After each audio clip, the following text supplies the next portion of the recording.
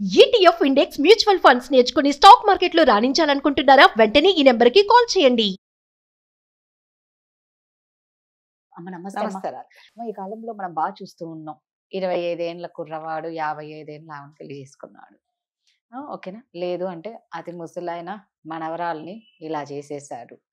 ఈ ఏజ్ పిల్లలు 7th class మగ పిల్లలు ఆ అమ్మాయిని ఇలా అంటే ఏజ్ చూసినా చిన్నప్పటి నుంచి వయసు ఎక్కువ వచ్చే వరకు మగవాళ్ళు ఒక వాయి వరుస లేకుండా వాళ్ళకు ఇది కరెక్టా కాదా అని తెలియకుండా ఎక్కడ పడితే అక్కడ అసభ్యంగా ప్రవర్తించడం కానీ, లేదు అంటే అవతలి పర్సన్‌ని ఇబ్బంది పెట్టడం కానీ చాలా దారుణాలు జరుగుతూ ఉన్నాయి. ఎందుకమ్మా? అంటే మగవాళ్ళు ఎందుకు ఇలా ఆలోచిస్తుంటారు? చిన్న పిల్లల నుంచి ఉంది ఇది. అవునండి. అంటే మరి ముఖ్యంగా ఈ విపరీతాలు ఎలా అయితున్నాయంటే కొన్ని సంవత్సరాల నుంచి గత 5, 6 ఏళ్ల నుంచి మనం చూస్తున్నామంటే చాలా మటుకు మగపిల్లలు హ్మ్. ఏంటి 15, 16 సంవత్సరాల పిల్లల దగ్గర నుంచి 70 ఏళ్ల మగవాళ్ళ వరకు ప్రతి ఒక్కరికి ఒకటే ఏంటంటే ఏజ్‌తో సంబంధం లేకుండా, వయసుతో సంబంధం లేకుండా వావి వరుసలు మర్చిపోయి వాడికి ఇప్పుడు ఈ క్షణంలో ఈ దరిద్రపని ఆలోచన వచ్చింది. ఇప్పుడు చెయ్యాలి అంటే వాళ్ళ మీద పడిపోతున్నారనమాట. వాళ్ళు ఎవరైనా సరే అంటే ఇంకోటండి ప్లేస్ కూడా చూడట్లేదు. ప్లేసు ఇది ఏంటి నలుగురు ఉన్నారా అని కూడా చూడకుండా వాళ్ళు ఏం చేయదలుచుకున్నారో ఆ పని చేస్తున్నారు.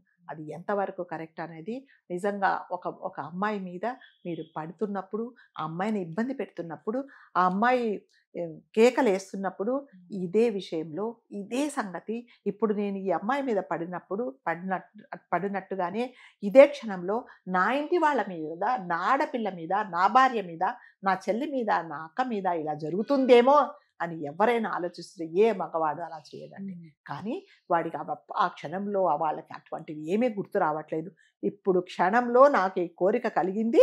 నేను అమ్మాయ అంటే చంటి పిల్ల, పొత్తిళ్ళలో ఉన్న అమ్మాయ, లేకపోతే స్కూల్కి వెళ్ళే అమ్మాయ, అమాయకమైన అమ్మాయ అనేది లేకుండా లాస్ట్కు కుంటి వాళ్ళు, గుడ్డి వాళ్ళు, మూగవాళ్ళు, పిచ్చి వాళ్ళ మీద పడిపోయి వాళ్ళ కోరికలు తీర్చుకుంటున్నారు.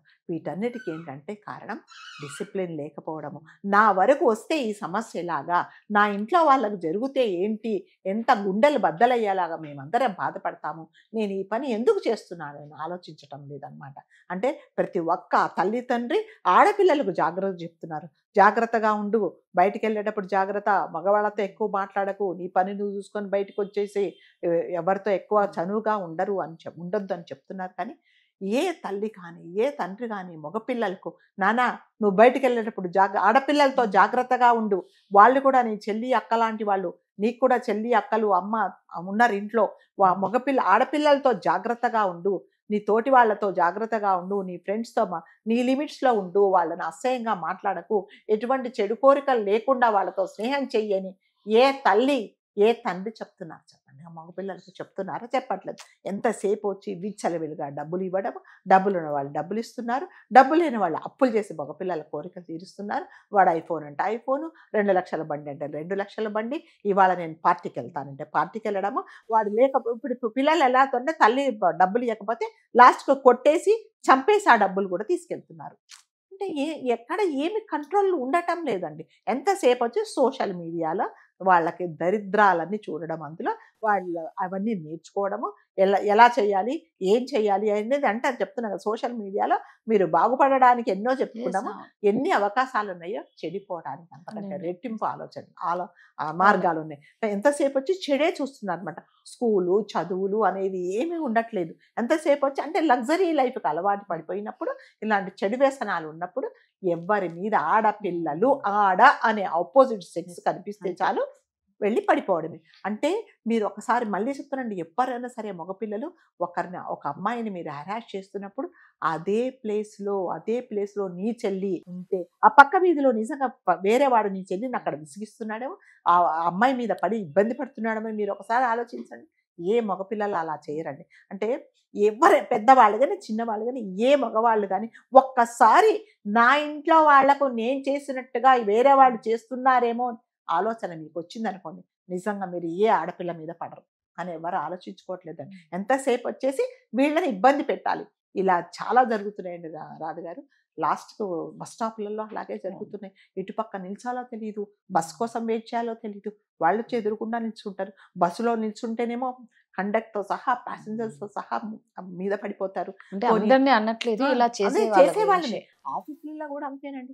ఆఫీసులో ఉండాలో తెలియదు, ఈ రోజు పని ఉంది 8 దాకా ఉండాలి అని అంటే ఆ అమ్మాయి గుండెలలో రైళ్లు పరిగెత్తుతాయి, బాబోయ్ అందరు వెళ్ళిపోయారు, నేను ఒక్కదాన్ని ఉన్నాను, ఇప్పుడు ఏం జరుగుతుందో ఏంటో అని భయభయంగా ఉంటుంది. అందరూ కాదు, కొంతమంది నిజంగా అబ్బాయిలు చాలా జాగ్రత్తగా రెస్పాన్సిబిలిటీ తీసుకొని ఇంటి దగ్గర వరకు దింపే వాళ్ళు కూడా ఉన్నారు. అంటే కొంతమంది ఆలోచనలు ఎలా ఉంటాయి, ఎంతసేపు వచ్చి ఇబ్బంది పెట్టాలి, ఎంతసేపు వచ్చి వాళ్ళు ఏడుస్తూ ఉంటే నేను ఆనందపడి ఉండాలి అనుకునే వాళ్ళు మాత్రం దయచేసి ఇలాంటి ఆలోచనలు మళ్ళీ నేను చెప్తున్నానండి, ఒక్కసారి మా ఇంట్లో వాళ్ళకి అవుతుందేమో, మా వాళ్ళను కూడా ఎవరైనా ఇబ్బంది పెడుతున్నారేమో అని మీరు ఒక్కసారి ఆలోచించుకుంటే నిజంగా అలాంటి పనులు చేయరండి. ఎవ్వరు అలా ఆలోచించుకోవటం, నా కోరిక తీరుతుందా లేదా అంతే. ఇప్పుడు నేను దాహం వేసింది, గ్లాస్ మంచినీళ్ళు తాగాలి, ఇప్పుడు తాగానా లేదా అంతే. ఇంకా మిగతా జరిగే పరిణామాలు ఎవ్వరు ఆలోచించుకోవట్లేదు. వాళ్ళకు కూడా తెలుసు, నేను ఈ పని చేస్తే నాకు జైలు శిక్ష పడుతుంది, నన్ను అందరు కలిసి బ్లేమ్ చేస్తారు, నాకు ఎన్నో శిక్షలు ఉంటాయని తెలిసినా కూడా మీరు చేస్తున్నారు అంటే డిసిప్లిన్ లేకపోవడమే. మరి ముఖ్యంగా తల్లిదండ్రులు ఏది అడుగుతా అది ఇచ్చేయడము, దీనికి అంటే మన బడ్జెటా, ఇది మనం ఇవ్వగలమా లేమా అనుకోవడము, ఇష్టం వచ్చినట్టు 2 వీలర్స్ చేయడము, ఇష్టం వచ్చినట్టు కార్లలో దింపడం. మనం ఒకసారి చూసాం, పాపము 5 మంది మగవాళ్ళు కలిసి ఒక 50 సంవత్సరాలు అతని మీద పడిపోయి దారుణంగా హింసి అతని చావుకు కారణమయ్యారు అంటే దానికి ఎవరండి? వీళ్ళే కదా బాధ్యులు. ఆ ఇంటికి ఒక ఇంటి పెద్ద లేకుండా పోయాడు కదా, అతని ప్రాణం పోయింది కదా.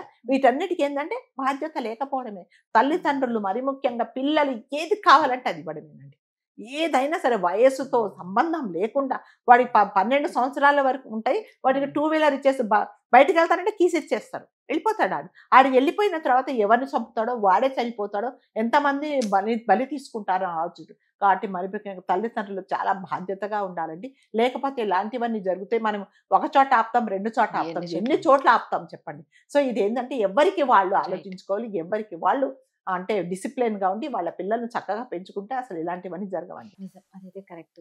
మీ వల్ల చాలా మంది జీవితాలు కూడా బాగుపడతాయని అంతే కదా. అనుకోండి. నిజంగా నాశనం అవ్వాలంటే మీ చేతుల్లోనే ఉంది. ఏదైనా కూడా పేరెంట్స్ చేతిలోనే నిజంగా. ఉందండి. అంతే. అంతే. థ్యాంక్ యూ అమ్మా.